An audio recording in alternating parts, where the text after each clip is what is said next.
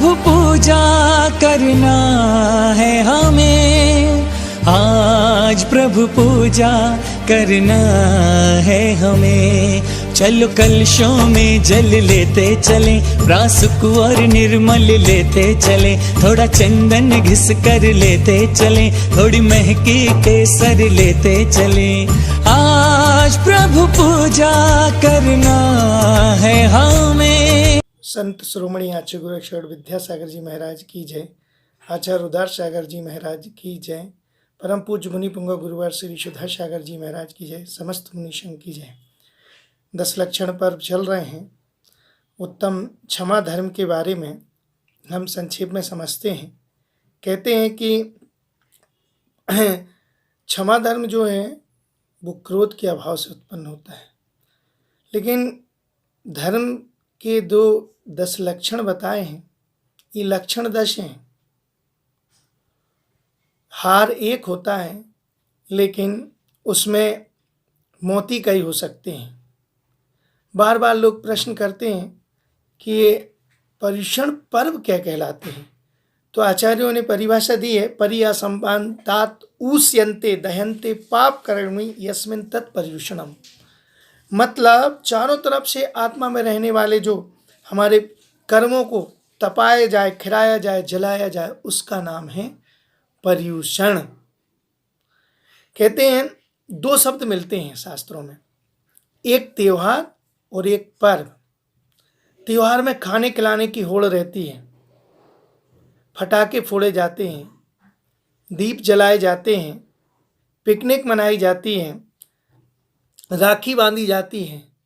लेकिन पर्व इससे बिल्कुल उल्टा होता। पर्वों में भोग नहीं, योग होता है।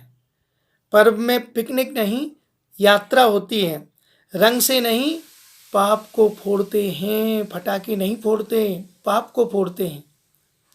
कहते हैं कि मजा नहीं, आनंद लेते हैं। जो पर्व होते हैं उनमें आनंद लेते हैं। आचार्यों ने लिखना, परि असमंतात उष्णम निवासम सर्व जीवहि सर्व मैत्री भावनेति पर्युषणम। इसका मतलब है चारों ओर से अपनी कसायों को समाप्त करने वाले, चारों ओर से अपने भीतर मैत्री के देने वाले, अपने वात्सल्य भाव को प्रकट करने वाले, ये चारों ओर से धर्म प्रकट करने के लिए पर्युषण स्वीकार किया जाता है। कहते हैं कि अगर हम आत्मा को जो पवित्र से पावन, और सरल शब्दों में समझें, कहते हैं जो आत्मा को पवित्र से पावन बना दे, नर से नारायण बना दे, कंकर से शंकर बना दे, सीप से मोती बना दे, अपवित्र से पवित्र बना दे, अशाश्वत से शाश्वत बना दे, अधर्मी से धर्मी बना दे, आत्मा से परमात्मा बना दे, और जन से हम जो जिन बना दे, उसका नाम है पर्व, जिसको हम पर्युषण पर्व भी कह रहे हैं। आचार्यों ने कहा है कि हमें इस समय संसार के सारे विकल्पों को छोड़कर धर्म ध्यान में लग जाना चाहिए। जैसे प्यासे को पानी की जरूरत होती है, उसे पानी मिल जाए तो आत्मा तृप्त हो जाती है, ऐसी धर्मात्मा को धर्म की जरूरत होती है। उसे धर्म के साधन मिल जाए, निमित्त मिल जाए, तो पूर्ण रूप से धर्म को धारण कर लेता है। जैसे प्रकाश और रोग किसी का नहीं होता, ऐसे ये धर्म भी किसी एक जाति और वर्ग का नहीं होता। धर्म और जाति के से इस धर्म को नापा नहीं जाता, जो धारण कर ले वो है। कहते भी जैन धर्म किसका, जो पाले सो उसका। कहते हैं अब प्रश्न उठता है कि ये पर्व होते कितने प्रकार के। पर्व 3 प्रकार के होते हैं, एक शाश्वत पर्व, एक त्रिकालिक पर्व, और एक ऐतिहासिक घटना से संबंध। शाश्वत और त्रिकालिक पर्व 10 लक्षण पर्व, रत्ना पर्व, 16 कारण, अष्टमी, चतुर्दशी, ये सभी पर्व शाश्वत पर्व कहलाते हैं। तात्कालिक पर्व जो घटना विशेष से संबंधित, जैसे रक्षाबंधन पर्व विष्णु कुमार मुनि की कथा पर आधारित पर्व है। अक्षय तृतीया पर्व आदिनाथ भगवान को आहार देने के, महावीर जयंती, जन्माष्टमी, ये सब पर्व क्या कहलाते हैं, घटना विशेष से तात्कालिक पर्व होते हैं। घटना विशेष से संबंधित और ऐतिहासिक घटना से संबंधित, गणतंत्र दिवस, स्वतंत्रता, ये भी पर्व कहलाते हैं। अब आता है पर्युषण पर्व। साल में कितनी बार आता है? कहते हैं पर्युषण पर्व साल में 3 बार आता है। ये भादों का तो हम बड़े जोर शोर से पंचमी से लेकर 14 तक मनाते हैं, भाद शुक्ला पंचमी से 14 तक। ऐसी माघ में आता है और चैत माह है। लगभग ये अगस्त सितंबर के बीच में ये पड़ता है। माघ सुदी वाला जनवरी से फरवरी के बीच में पड़ता है, और चैत सुदी वाला मार्च से अप्रैल के बीच में ये पर्व पड़ता है। लेकिन भादोई वाला हम इतना उत्साह के साथ 2 पर्व तो हमें पता ही नहीं चलते। नहीं, तीनों को मनाना चाहिए। कहते हैं ये 3 बार इसलिए रखा है, अनंतानुबंधी का जो काल है, वासना काल, वो 6 महीने हैं। इसलिए पर्युषण 3 बार आते, तब आपका किसी से बैर हो जाए, आप किसी चीज़ का मान कर रहे हो, माया कर रहे हो तो उसको आप समाप्त कर सको। इसलिए किसी से अगर वैर हो तो क्षमा याचना कर लेना, नहीं तो अनंतानुबंधी में चला जाएगा, मिथ्यात हो जाएगा। लेकिन ये भादो सुदी वाला हम इतना विशेष क्यों मनाते हैं? बरसात का एक तो मौसम रहता है, व्यापार मंदा रहता है और आवागमन कम रहता है, भूख प्यास कम लगती है, जीवों की उत्पत्ति अत्यधिक होती है। उससे हम बचने के लिए स्कूलों में पढ़ाई भी अच्छी नहीं होती, धर्म के प्रति जागरूकता हमारी बढ़ जाती है, जीव दया की भावना। और सबसे बड़ा मल्लिनाथ पुराण में लिखा है, अहो भाद्रम पदाख्यायम मासो अनेक व्रता कराहा धर्म हेतु मध्यंता भावा नाम नरेंद्र भट्ट। कहते हैं भाद्र मास अनेक व्रतों का खजाना है, धर्म का परम साधन है, अन्य सभी महीनों में सम्राट माना जाता है। इसलिए भादों का महीना हम बड़े आनंद के साथ मनाते हैं। ये पर्युषण पर्व कब से चला? ऐसे अनादिकाल से चल रहा है। फिर भी उसके पीछे एक घटने, अवसर्पणी काल के अंत में प्रलय होता है, 7 सप्ताह तक कुवृष्टियाँ होती रहती हैं, सब कुछ समाप्त हो जाता है, कुछ भी नहीं बचता, सब कुछ समाप्त हो जाता। 72 जोड़ों को देवतागण वहाँ से उठाकर और विजयार्थ की गुफाओं में गंगा सिंधु की भेदी पर वहाँ पर बात छुपा देते हैं। फिर 7 सप्ताहों तक 49 दिन तक फिर सुवृष्टियाँ होती हैं, सब ज्यों का त्यों लोग सुखी हो जाते हैं। तब जेठ कृष्णा 11 से आषाढ़ कृष्ण पूर्णिमा तक भयंकर प्रलय हुआ और फिर श्रावण कृष्णा एकम से भाद्रपद शुक्ला चतुर्थी तक सुख उत्पादक वस्तुएं उत्पन्न होती हैं। फिर हम उसके बाद जो पंचमी पड़ती है उस समय बड़े उत्साह और हर्ष के साथ मनाते हैं। इसलिए ये पर्युषण पर्व जब से ये परंपरा बन गई, वैसे अनादिकाल है, लेकिन उसके पीछे ये पर्युषण पर्व की सार्थक है। 4 कसायों और 5 पापों को हम दूर करें, तब हमारा पाप हमारा दूर हो, तभी धर्म। अच्छा, कहा जाता धर्म तो एक है, धर्म तो एक है, फिर इतने सारे लक्षण आ कैसे जाते हैं? तो कहते हैं वस्तु स्वभावो धर्मो, वस्तु का स्वभाव धर्म है, लक्षण उसके अनेक कर लो, लेकिन धर्म आत्मा का एक ही होता है। रणत्तम खलु धर्मो, रत्नात्रय ही धर्म है। चारित्रम खलु धर्मो, चारित्र ही धर्म है। अहिंसा परमो धर्म, अहिंसा ही परम धर्म। क्षमा भी 10 भाव, क्षमादि भावो 10 भी हो धर्मो, क्षमादि भाव आदि 10 धर्म। ये लक्षण है, आत्मा का धर्म तो एक ही होता है, एक रूप ही प्रकट होता है। ठीक, इसलिए आचार्य समंत स्वामी ने लिखा है, देश्यामी समीचीनम धर्मम कर्म निवरणम संसार दुखता सत्वान्यो धरत्तुत्तमे सुखे। मैं ऐसे धर्म को का व्याख्यान करूंगा जो संसार के दुखों से निकाले धरत्तुत्तमे सुखे, जो उत्तम सुख में। धर्म एक ही है, जो हमें संसार के दुखों से निकालकर उत्तम सुख पहुंचा ले, वो धर्म। अब उसके लक्षण आप कितने ही बना लो, अलग अलग कर लो, कुछ भी कर लो, क्योंकि कहा जाता है धर्म करत संसार सुख, धर्म करत निर्माण, धर्म पंथ साधि बनाई। ये मनुष्य की पर्याय जो मिली है उस समय हमें व्यर्थ चली जाएगी अगर हमने धर्म धारण। धर्म करत संसार, धर्म करत निर्माण, धर्म पंथ साध, धर्म का रास्ता बन, नर तेज पशुओं में और फिर हम में अंतर क्या रह जाएगा? इसलिए हमें धर्म धारण करना। तो 10 लक्षण पर में हमारा क्या होना चाहिए? तो 10 लक्षण में हमें क्या परिवर्तन, दिनचर्या का बदल जाना चाहिए, खान पान और विचारों में हमारे परिवर्तन आ जाना चाहिए, मन सद विचारों से हमारा भर जाना चाहिए, बैर विरोध किसी से हमारा कसाय उससे हमें निकल जाना चाहिए, हमारी वो कसाय वात्सल प्रेम और मैत्री का सौहार्द हो जाना चाहिए। तब तो ये धर्म धारण करना हमारा श्रेष्ठ होगा। पहला धर्म है क्षमा धर्म। आचार्यों ने लिखा, एन केनापि दुष्टेन पीड़ते नापि कुछ चित्र क्षमा त्याज न भव्येने स्वर्ग मोक्षाभिलाषिया। क्या लिखा?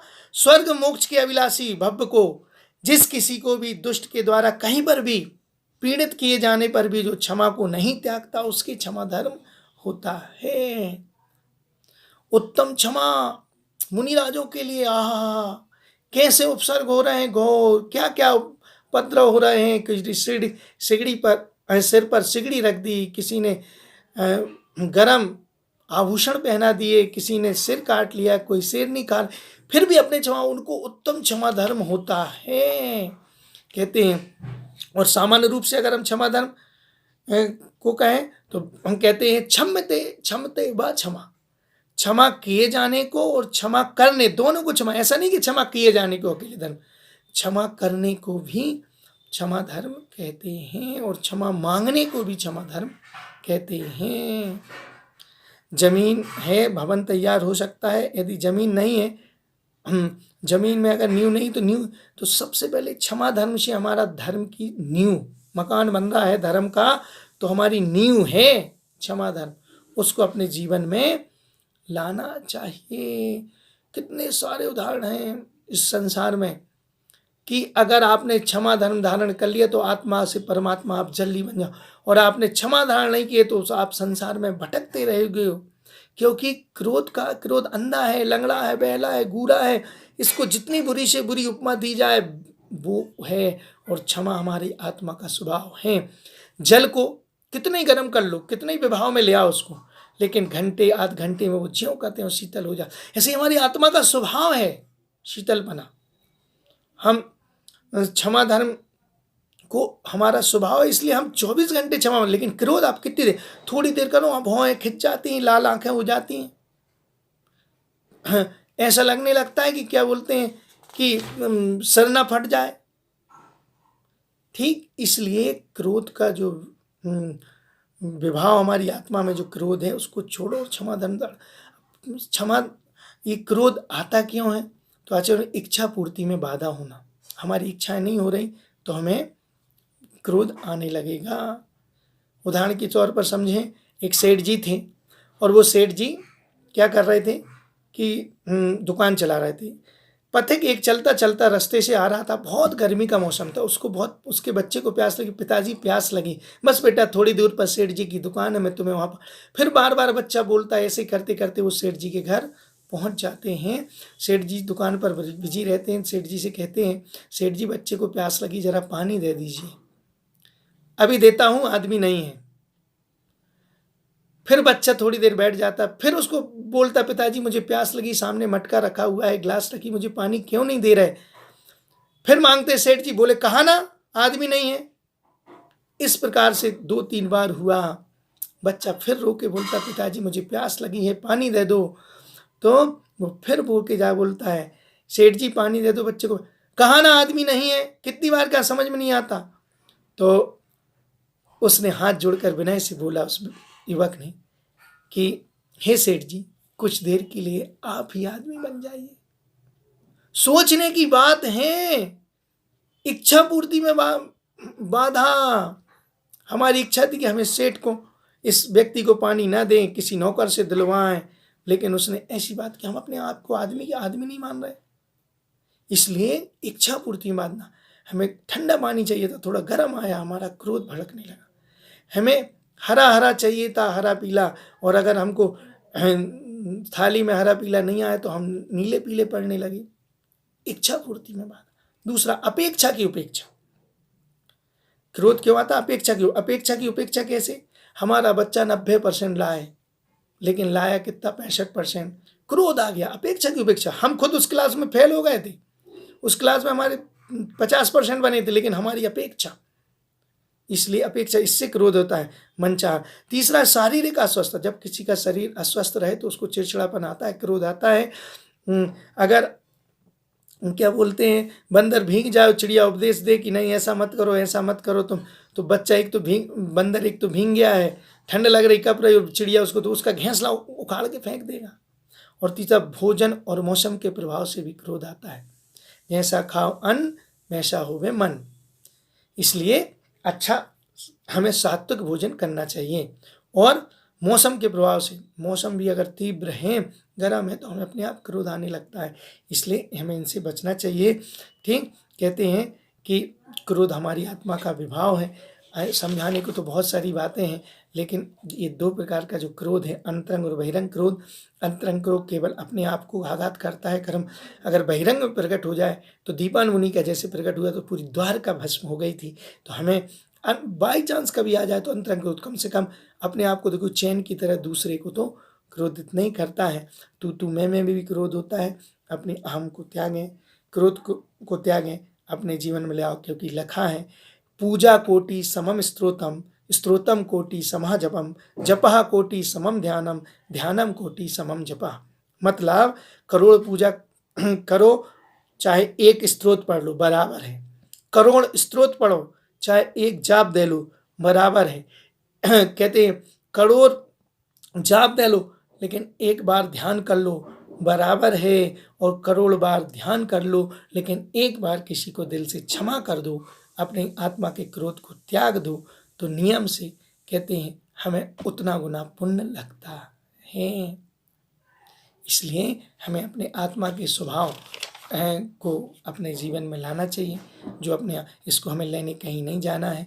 अपनी आत्मा में ही अगर क्रोध आए तो हमें क्या करना चाहिए, मौन हो जाए, स्थान परिवर्तन कर दें, हमारे दायित्व का हमें बोध हो, गलती का एहसास करें, स्थान का परिवर्तन करें, क्रोध पर विलंब करो, शौक से उल्टी गिनती गिनो, अपने चेहरे को दर्पण में जाके देख लो क्रोधी व्यक्ति है तो हमारा क्रोध समाप्त हो जाता है। इसलिए हमें इस क्रोध का त्याग करना चाहिए और अपने जीवन में क्षमा धर्म लाना